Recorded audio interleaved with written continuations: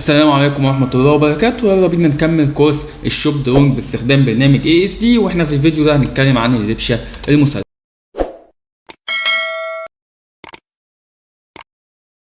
هندسة انا ازاي بفرط حديد الربشة؟ لازم الاول اعرف الربشة بتتكون من ايه، او عشان تعرف احنا في الاخر خالص عايزين نوصل للرقم ده، ان الربشة هندسة من قطر 18 بتكون مثلا في حدود 28 طن 29 طن ايا كانت عدد الاطنان. فتعال نعرف ازاي بنشتغل. بقولك ان الربشة المسلحة هندسة هي عبارة عن رقة سفلية فرش وغطا، ورقة علوية فرش وغطا، وحديد اضافي، وكراسي وكوابير. تمام. طب هل لابد ان يكون في الكوابير؟ لا، الكراسي بتتحسب كصناعه. طب تعالى واحده واحده نفهم الكلام ده عشان نبقى عارفين الدنيا فيها ايه. فتعالى كده هندسه، ادي الروحه بتاعتنا اللي احنا هنشتغل عليها، اللي هي عباره عن الربشه، والراجل راسم لك كروكي صغير اهو في الحديد بتاع الربشه.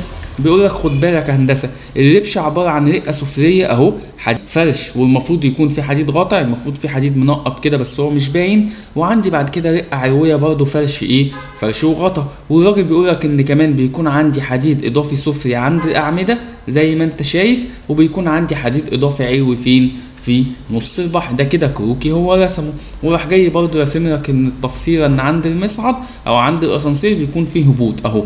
يعني انا من الاخر عايز اوصل ان الحديد السفلي عندي رقه سفليه عباره عن فرش وغطا 8 فاي 18، والرقه العلويه عباره عن فرش وغطا 8 فاي ايه، 8 فاي 18. هتلاقي الكلام ده برضو مكتوب عندك على البلان، ان سمك الربشه متر 20، وان الحديد العلوي والسفلي في الاتجاهين 8 فاي ايه، 18. كده انا عرفت الحديد العلوي والحديد السفلي. طب هل انا عندي حديد اضافي؟ لا، هنا الراجل محطش حديد اضافي، يبقى انا المصمم هنا محطش حديد اضافي، ما عنديش حديد اضافي. فمطلوب ان انا احسب عدد الكراسي اللي هو رقم 4، واحسب كمان الكوابير. ايه بقى موضوع الكوابير؟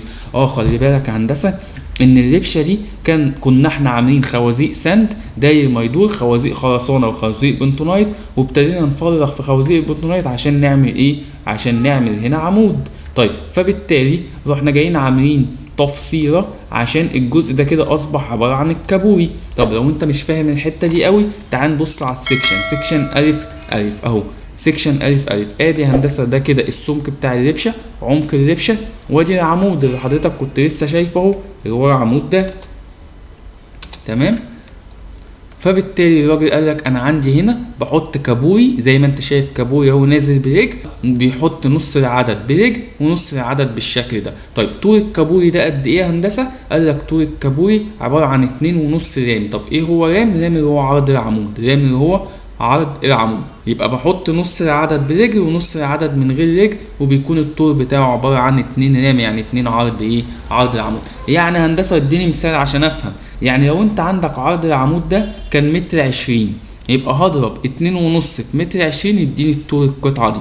تمام. وانزل بالرجل بتاعت عمق الربشه، واضرب 2 في متر 20 اللي هو عرض العمود هيديني السيخ ده. احط نص العدد نص العدد زي ما احنا هنشوفه دلوقتي في الرسمه. طيب ده كده خدنا فكره عن الكوابير. طب الكراسي ازاي بحسب الكرسي؟ هندسه هو الكرسي ده اصلا انا برسمه ازاي؟ بص يا هندسه، الكرسي بيترسم كده اهو. ادي دلوقتي الرجل بتاعت الكرسي، وادي ارتفاع الكرسي، وادي عرض الكرسي، وادي الرجل التانية بتاعت الكرسي، وادي ايه، او ارتفاع الكرسي، وادي الرجل بتاعت الكرسي. ده الكرسي كده اللي عندي. ووظيفه الكرسي هو ان هو بيحمل الرقه العلويه. يعني انا لو عايز ارسم الكرسي هنا هيبقى بالشكل ده عشان الرقه العلويه تبقى متشاله على كراسي. فانا لو عايز احسب الارتفاع بتاع الكرسي ده احسبه ازاي؟ ولو عايز اعرف طول الرجل بتاعت الكرسي دي ازاي؟ وعايز اعرف عرض الكرسي ده ازاي؟ تعال نخلص من السهل. هندسه عرض الكرسي ده بيكون من 30 ل 50، من 30 ل 50 سنتي. جميل. طيب والرجل دي بتكون من 20 ل 30 سنتي. جميل. طب والارتفاع بتاع الكرسي لا ده بقى بيتحسب. طب بيتحسب ازاي؟ هندسه خلي بالك، تعال نبص كده عندي بالنسبه للكراسي. ارتفاع الكرسي بيساوي ايه؟ هندسه ارتفاع الكرسي بيساوي السمك بتاع الخرسانه او عمق بتاع الربشه، واشيل منه 2 كفر السفلي والكفر العلوي، واشيل منه 2 قطر حديد الرقه السفليه، و2 قطر حديد الرقه السفليه، وقطر ايه؟ قطر الوتر. طيب احنا خدنا قانون كده عايزين نفهمه، تعال نفهمه من الرسم.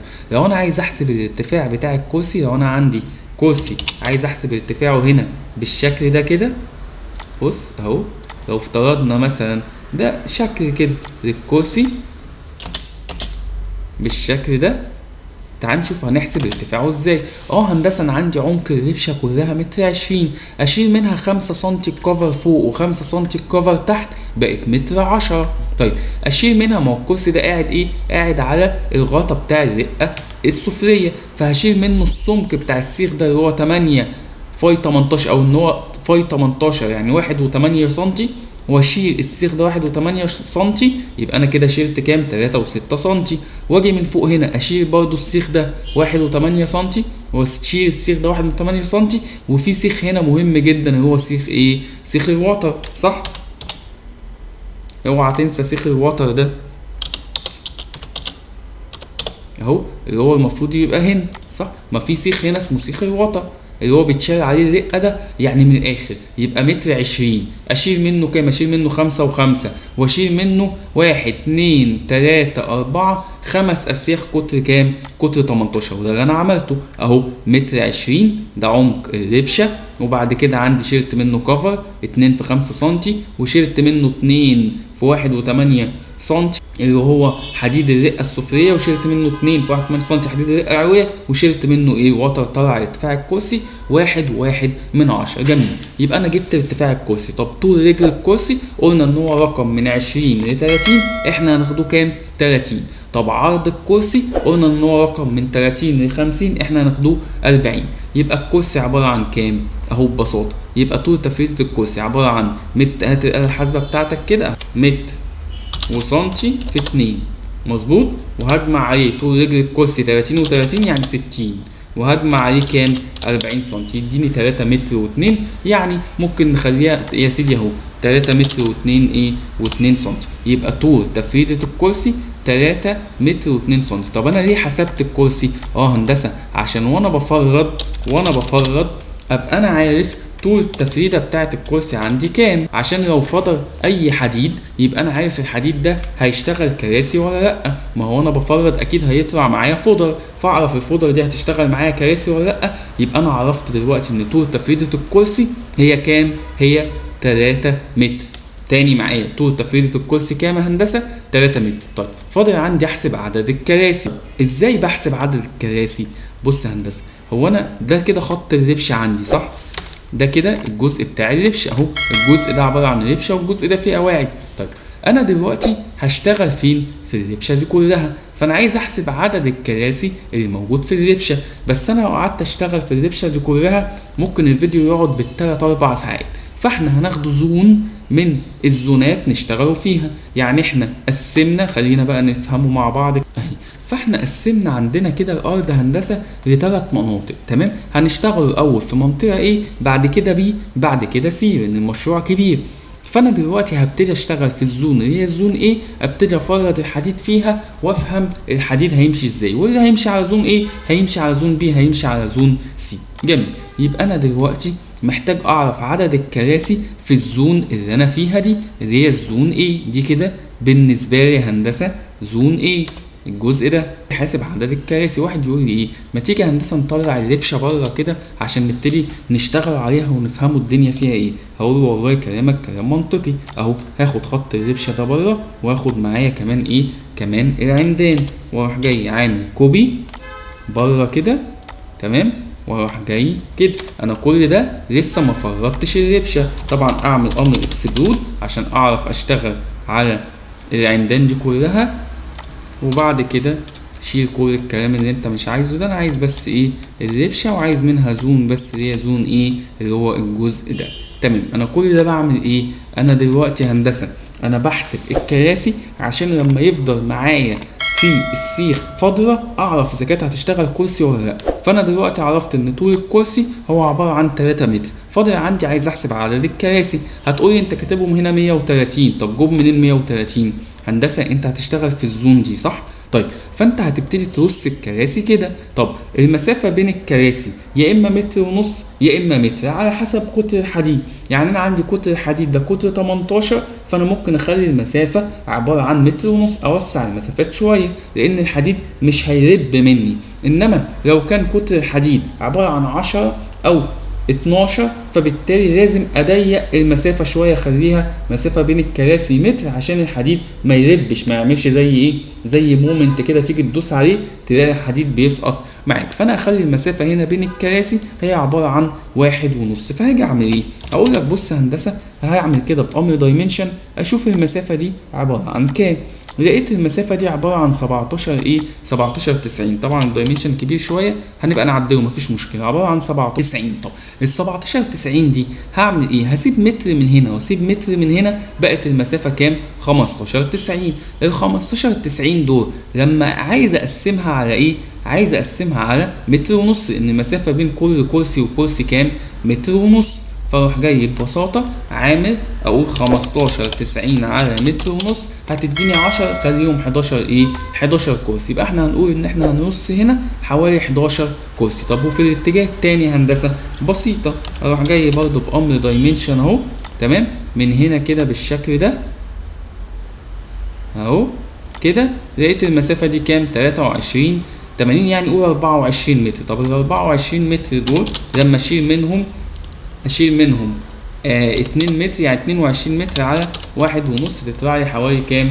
15. تمام، تطلع لي 15. يبقى عندي قلنا 11 في كام؟ 11 في 15. نعدل هنا هقول لك ان عدد الكراسي كانت 11 في 15، اشوفها هتطلع ايه؟ هتطلع كام؟ دي 15 مش 51.